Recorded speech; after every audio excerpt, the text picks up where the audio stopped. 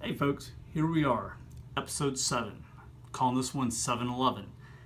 I have to. Just had to do it out of fun because I'm actually going to review iOS 11. I'm using iOS 11 on an iPad mini. I'm using a Zagg case, which gotta give some shout outs to Zagg. I broke the case. I had the warranty on it.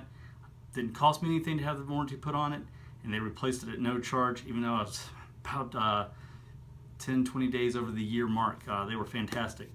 And I'm using an Adonit. This is kind of almost like my iPad Pro when I'm away. It's not technically a Pro, but we'll go into that here a little bit into the video.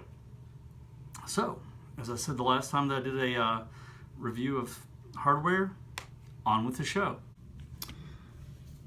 Alright folks, so here is my iPad mini. As I said, it's with a Zagg Bluetooth keyboard.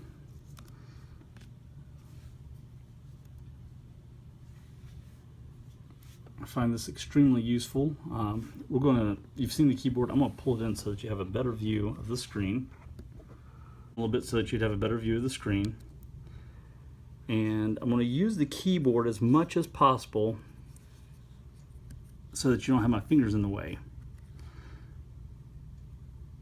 So the first thing you'll notice as soon as you logged in, or you may even picked up on the keys are a little bit different when you type. Your bar down at the bottom is now a floating bar rather than being attached. Aesthetically, I love that. Also, you can have a lot more icons down there. And like I said, this is an iPad mini 2. It's only a 16 gigabyte storage. Runs fantastic. We're going to dive right into settings. A lot of the other reviews I've already watched show you a lot of other features. But some of the main things that you're going to want to see is going to be in here. First thing we'll look at though is that when you're on general, you now have a shutdown option that you can go to right below reset. Also, your iPad storage now, rather than showing you the amount of data that you have left, it shows you that you've used 9.5 gigabytes of your 16. All right, which means that you're going to have to do a little math and realize that's roughly got about 7 or 6.5 gigs of data left that you can use.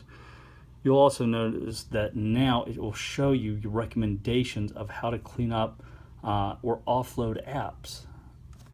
Now, if you flip up from the bottom, you will now get a menu bar again so that you can open up by dragging up a second window. Unlike the split screen, this is just this over here on the side. Let's see if I can bypass this so I don't have to sign in. Derek Laufman's book here. If you haven't bought this yet, great $5. I love it. It's a digital copy I bought from him. It's a PDF file.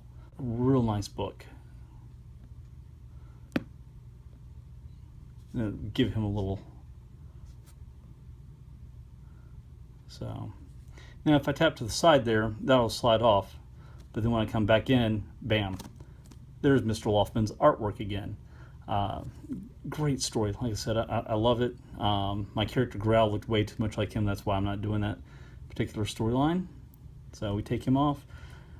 Essentially what I just did was hit the home key, but I did it from the keyboard. You now actually have a files key where you can save your files and open them from in here.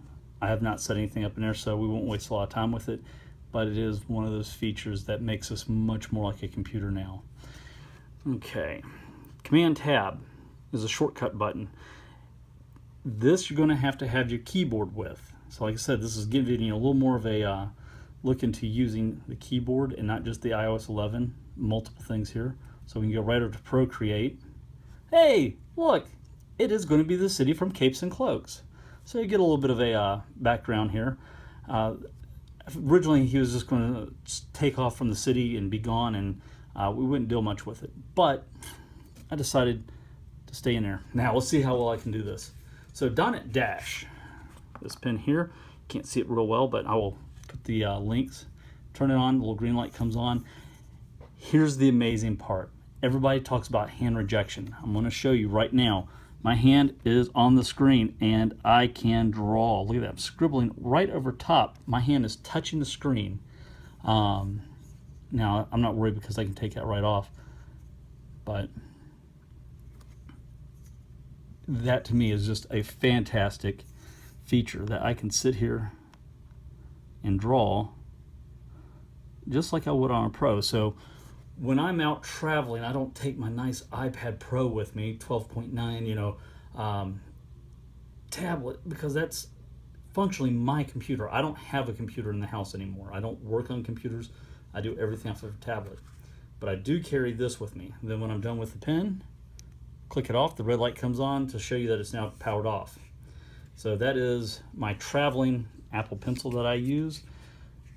It's not technically an Apple Pencil, it is the Adonit Dash. So I take that with me. And the nice thing with this particular keyboard here, pull it off and now your tablet is free to move with you, or put it back on, magnetic attachment.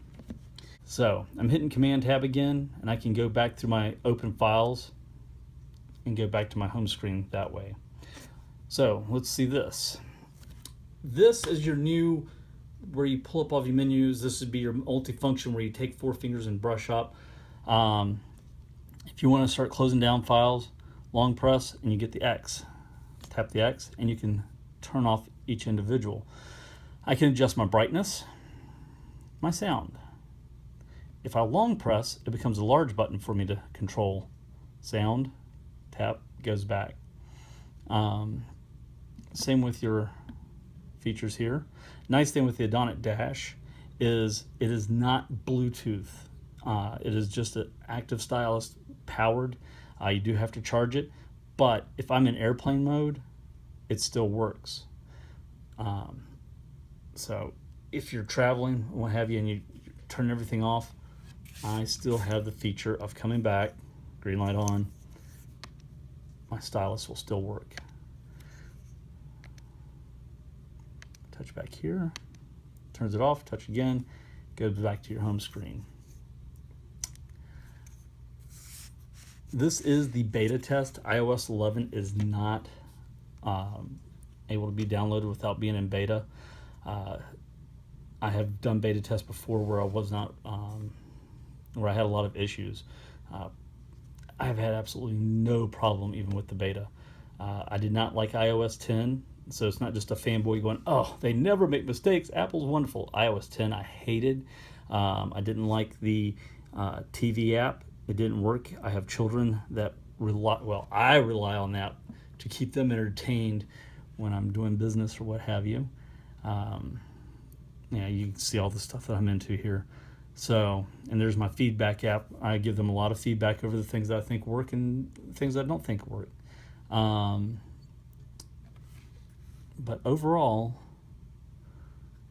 this is, oops, turn that off. All right. So if you have questions about iOS 11 or anything else about the Zagg, about the Adonit, feel free to send me a message, comment on the page. I'll be more than happy to answer any questions that come up, either through just answering, a reply, or even maybe in the next video.